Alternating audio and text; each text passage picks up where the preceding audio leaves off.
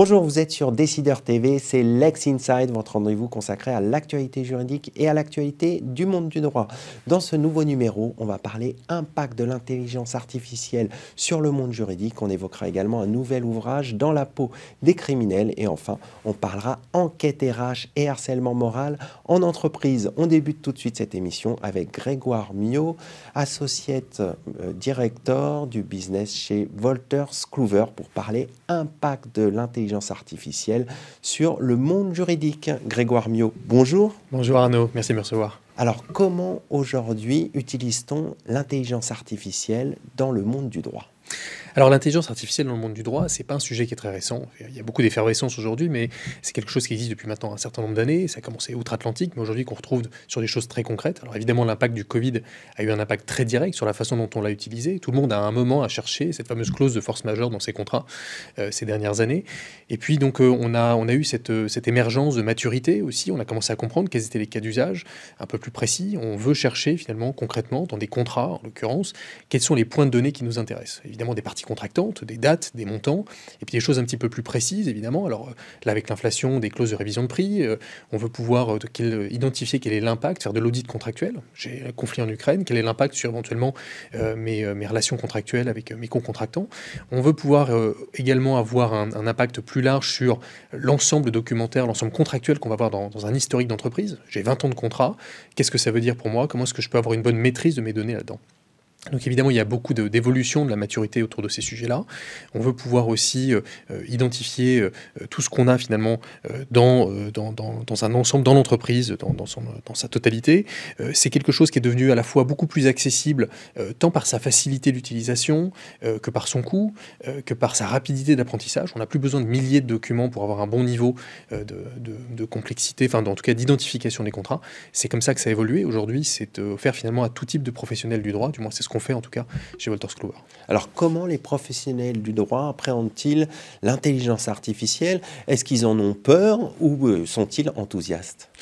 Il y a évidemment de la défiance, hein. Il n'y a pas de mystère autour de l'intelligence artificielle parce que c'est un gros mot. On a peur, on a du mal à identifier comment est-ce que ça fonctionne. Il y a aussi un vrai sujet autour de la protection de la donnée en elle-même. On s'interroge beaucoup parce qu'on n'arrive pas à comprendre comment ça fonctionne. Et donc il y a une vraie responsabilité des éditeurs d'apporter suffisamment de transparence pour expliquer comment est-ce qu'on manipule de la donnée, comment est-ce qu'elle est réutilisée, si elle est réutilisée, où est-ce qu'elle se trouve, comment est-ce qu'elle est stockée. Il y a évidemment beaucoup de maturité autour de la compréhension des enjeux technologiques, de la localisation de la donnée. Et donc évidemment, on parlait des professionnels du droit, il faut beaucoup de clarté finalement dans tout ça. On a réalisé depuis quelques années une étude avec Wolters Kluwer qui s'appelle Future Ready Lawyer, dans laquelle on identifie avec les professionnels du droit certains points de prospective et on leur a demandé notamment d'évaluer quel était l'impact de l'intelligence artificielle à 3 ans.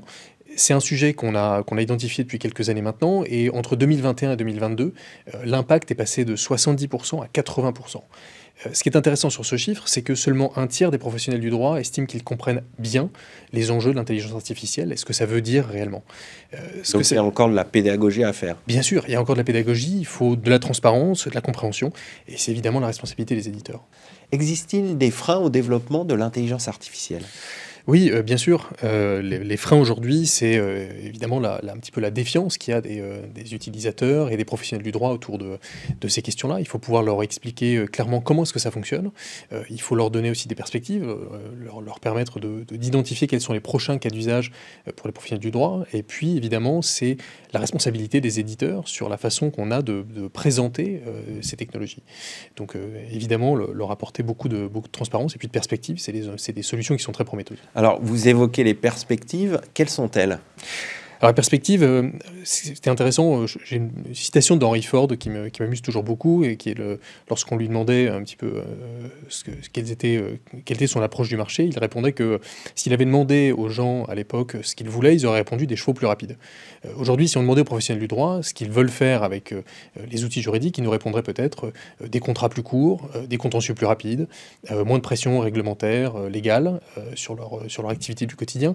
Ce que ça veut dire, c'est que concrètement, il revient aux éditeurs d'arriver avec des solutions innovantes pour les aider à se concentrer davantage sur la vraie valeur ajoutée des professionnels du droit. Il y a beaucoup de pression sur ce qu'ils ont à produire aujourd'hui, sur toujours plus de complexité dans les relations d'affaires, sur de la volumétrie, sur beaucoup également d'ingénierie juridique à construire autour de la réglementation et de la pression internationale qu'il y a autour de leurs enjeux.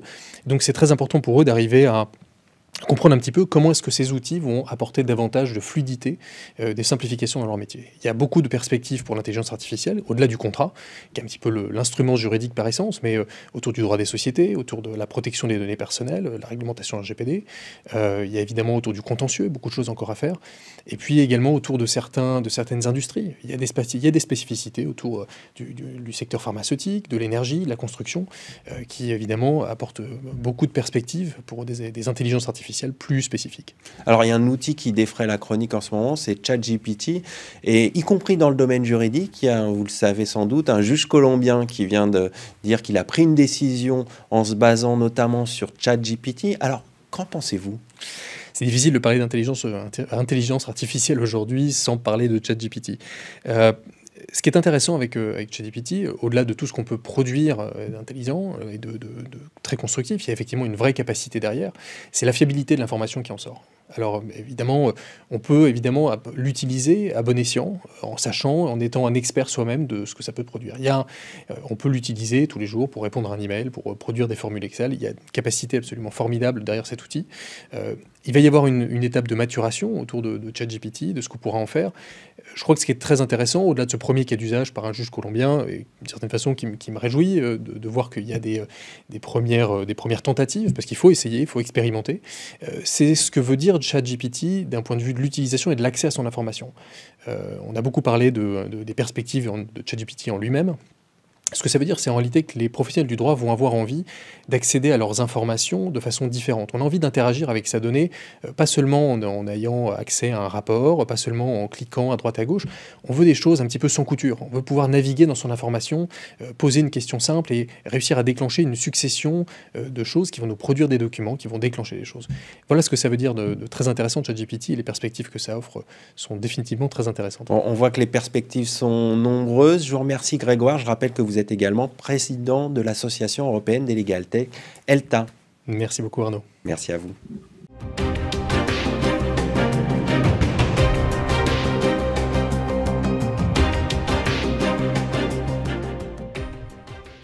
Vous êtes toujours sur Décideur TV, c'est Lex Inside et on va parler de l'ouvrage Dans la peau des criminels, édité par Henrik B. Éditions et écrit par Benoît Ledévédec, que je reçois tout de suite. Benoît Ledévédec, bonjour. Bonjour. Alors, pourquoi cet ouvrage Dans la peau des criminels, édité chez Henrik B. Éditions ? Alors, moi, j'adore le tatouage. Je suis un grand fan de cet art corporel parce qu'il a toujours une incidence, une importance dans les différentes cultures à travers le temps ou à travers l'espace. Et j'ai trouvé intéressant d'étudier le tatouage par le prisme des criminels, par le prisme de la criminalité. C'est la raison pour laquelle, à l'origine, j'ai fait un mémoire universitaire à l'Université Paris Panthéon-Assas sur le tatouage en criminologie. Et plutôt que laisser ce mémoire universitaire, ce travail dormir dans la bibliothèque de mon université, je me suis dit que ça pourrait être intéressant d'en faire un ouvrage, d'en faire un objet de publication. J'ai donc contacté plusieurs éditeurs, dont Henrik B. Éditions, qui n'a pas hésité, qui m'a dit qu'il était vraiment intéressé par le sujet. Et on a pris le manuscrit d'origine, qu'on a beaucoup retravaillé. Aujourd'hui, l'ouvrage Dans la peau des criminels n'a plus rien à voir avec le travail universitaire qui a été fait, parce que c'est pas le même public, parce que c'est pas le même objectif.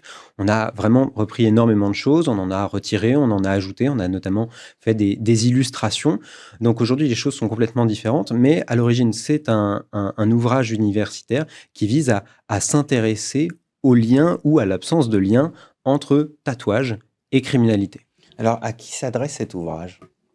Alors, cet ouvrage, par rapport à ce que je viens de vous dire, on peut penser qu'il s'adresse en priorité aux juristes et éventuellement aussi aux criminologues. Alors, c'est vrai qu'il s'adresse beaucoup aux juristes.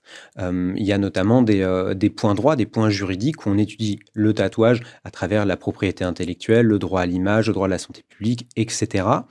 Il intéresse aussi les criminologues, ou plus largement ceux qui s'intéressent à la criminologie, au crime, parce qu'on étudie 4 groupes criminels, les prisonniers français, les prisonniers russes, les gangs hispano-américains et les yakuza. Mais en réalité, il s'adresse évidemment à ceux qui s'intéressent au tatouage, mais en fait à toute personne qui a envie d'apprendre des choses sur le tatouage, sur son histoire, sur son lien avec la religion, avec les scientifiques, et son lien, donc évidemment, avec la criminalité, son histoire, etc. Alors, ce qu'il faut dire, c'est que les illustrations ont été faites par un tatoueur, le tatoueur Arnaud KSR. Expliquez-nous cette collaboration. Alors effectivement, le premier travail universitaire était déjà illustré, parce que ça me paraissait important de mettre des images quand on parle d'un art visuel, d'un art corporel en plus. Ça me paraissait important. Et quand il s'est agi d'en faire un objet de librairie, de le publier, évidemment, il fallait avoir des images libres de droit, ou en tout cas dont on avait les droits, ce qui n'était pas le cas du premier travail universitaire. Donc j'ai réfléchi, je me suis dit, il nous faut un illustrateur. Et pour parler du tatouage des criminels, je me suis dit, et pour illustrer les tatouages des criminels, je me suis dit, il nous faut un illustrateur tatoueur. Donc la première idée, c'était de trouver plusieurs tatoueurs pour avoir des univers différents. Et le premier tatoueur qui m'a répondu, c'est Arnaud. Et j'ai tellement aimé, d'une part, Arnaud, parce que Arnaud, c'est vraiment une très, très belle rencontre dans cette aventure humaine. C'est une très, très belle personne. Et puis, j'ai aussi rencontré son travail et je me suis dit, c'est pas plusieurs tatoueurs qu'il me faut, c'est lui. Donc, je lui ai demandé s'il était d'accord pour m'accompagner dans toute cette aventure. Il a dit, bingo, on y va. Et du coup, Arnaud, qui donc est tatoueur près de la ville d'Orléans, a fait toutes les illustrations, donc ce qui en fait aussi un bel ouvrage. Je peux le dire sans rougir, c'est pas grâce à moi, c'est grâce au super travail d'Arnaud et aussi au super travail des équipes d'Henrik B Éditions qui ont fait un maquettage magnifique. On le voit ne serait-ce que sur la couverture, mais aussi à l'intérieur. Il y a des calques pour illustrer, etc. Donc c'est vraiment un très beau livre. Et donc cette collaboration s'est faite comme ça et ça a rendu cette aventure encore plus belle. Revenons sur le fond. Quels sont les liens entre tatouage et criminalité ? Alors, contrairement à ce qu'on a pu penser, notamment pendant tout le 19e siècle, un petit peu avant, mais aussi un petit peu après, peut-être encore un peu aujourd'hui, il n'y a pas de lien entre tatouage et criminalité. C'est-à-dire que quelqu'un qui se tatoue n'a pas plus de chances d'être criminel et quelqu'un qui est criminel n'a pas plus de chances de se tatouer. Ce que je dis souvent, c'est qu'il n'y a pas de corrélation, il y a une coïncidence. Les tatoués et les criminels se trouvent être sociologiquement parfois dans des groupes communs. Par exemple, un des multiples exemples, on sait qu'il y a un lien entre tatouage et pauvreté, on sait aussi qu'il y a un lien entre pauvreté et criminalité. Donc forcément, les criminels les plus pauvres peuvent avoir tendance à se tatouer. C'est un des exemples parmi d'autres. Il y en a plusieurs qui sont justement étudiés dans l'ouvrage, mais en fait, il n'y a pas de lien direct. Il y a une coïncidence. Et pourtant, il y a malgré tout des groupes criminels qui se tatouent. Et c'est ce que j'ai trouvé intéressant, c'est de prendre le contre-pied, commencer par dire il n'y a pas de lien, mais il y a quand même des groupes criminels qui utilisent le tatouage de manière récurrente. On va conclure là-dessus. Merci d'être venu sur notre plateau pour présenter votre ouvrage.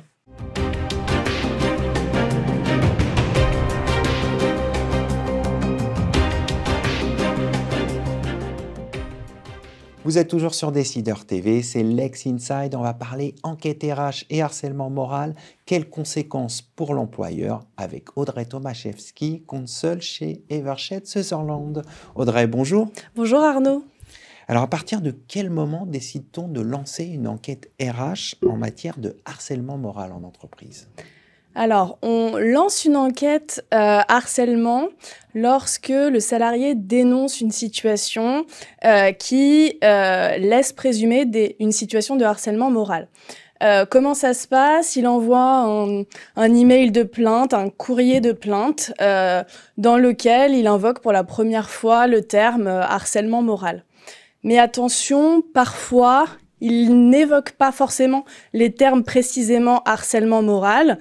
Il va évoquer des pressions, un dénigrement, humiliation, rétrogradation, une mise à l'écart, mise au placard. Et donc, ces faits qui caractérisent une situation de harcèlement moral, il faut y être très attentif et donc déclencher l'enquête à partir de ce moment-là. Comment se passe une enquête ? Alors, il n'y a pas de cadre légal strict. Le Code du travail ne dit pas comment se déroule une enquête harcèlement. Et donc, il faut faire attention à ce que ça ne soit pas orienté, à ce que l'enquête ne soit pas orientée, à ce qu'on ne reproche pas un manque de preuves concernant les témoignages de l'enquête. Donc, les étapes, c'est quoi ? La première étape, c'est choisir la commission d'enquête. Donc, la question peut se poser, est-ce qu'on implique les représentants du personnel ou pas? Ça dépend de la situation. Parfois, dans la société, on a un référent harcèlement, donc il peut aussi être impliqué. Puis en pratique, on a souvent les RH qui sont impliqués dans les enquêtes harcèlement pour tenir les entretiens. En règle générale, en pratique, c'est 2 personnes qui vont tenir les entretiens sur l'enquête harcèlement moral. Et puis, on va choisir le panel de salariés qui vont être interrogés dans le cadre de l'enquête. Comment on le choisit, ce panel ? Alors, ça va être les salariés qui travaillent à la fois avec la personne qui dénonce les faits de harcèlement et avec la personne qui est présumée auteur du harcèlement moral. Donc, pareil, il faut faire attention à ce que le choix du panel de salariés ne puisse pas nous être reproché comme un choix orienté. Et donc, voilà, on choisit un panel de salariés, puis après, on organise le déroulement des entretiens. Il faut également faire attention à inclure dans le panel de salariés le salarié qui dénonce la situation de harcèlement et également le salarié qui est présumé auteur du harcèlement moral. Donc, on fixe les entretiens et il faut recueillir les témoignages écrits des salariés qui témoignent dans le cadre de l'enquête. Nous, en tant qu'avocats, dans la mesure où il n'y a pas de cadre légal strict aux enquêtes harcèlement, on intervient. Les RH nous contactent pour les aiguiller dans le cadre de l'enquête et notamment dans le cadre de la rédaction des formulaires d'enquête ou, dernière étape, la rédaction du rapport d'enquête. Donc le rapport d'enquête, on peut avoir un rapport très complet qui relate tous les témoignages recueillis dans le cadre de l'enquête et on peut avoir une synthèse avec la conclusion de l'enquête. Est-ce qu'il y a harcèlement? Est-ce qu'il n'y a pas harcèlement? Et on a donc, dans le cadre de cette enquête, des témoignages de salariés qui vont se voir poser des questions sur est-ce qu'il y a une situation qui s'apparente ou non à un harcèlement moral. Et ces questions, elles sont ciblées. Elles doivent pas être orientées, mais elles sont ciblées. Et donc, nous, on intervient dans ce cadre pour les formulaires et pour la rédaction du rapport d'enquête. Une fois ce rapport rendu, quelles sont les conséquences pour l'employeur ? Alors, les conséquences, elles sont doubles. On va avoir des conséquences à la fois contre à l'égard de la personne qui a dénoncé une situation de harcèlement et à l'égard de la personne qui est visée par cette dénonciation et en fonction, bien entendu, de est-ce que le harcèlement est reconnu ou non. Donc, si le harcèlement est reconnu, on va avoir des mesures à prendre pour assurer la sécurité du salarié harcelé. Il faut savoir que l'obligation de sécurité pour l'employeur, c'est une obligation de résultat. Donc, l'employeur, s'il y a un harcèlement qui est reconnu, il s'expose à des sanctions. Ça peut être des sanctions prud'homales devant le conseil de prud'homme. Ça peut être des sanctions pénales. Le harcèlement, a une qualification pénale, donc il peut y avoir des sanctions pénales.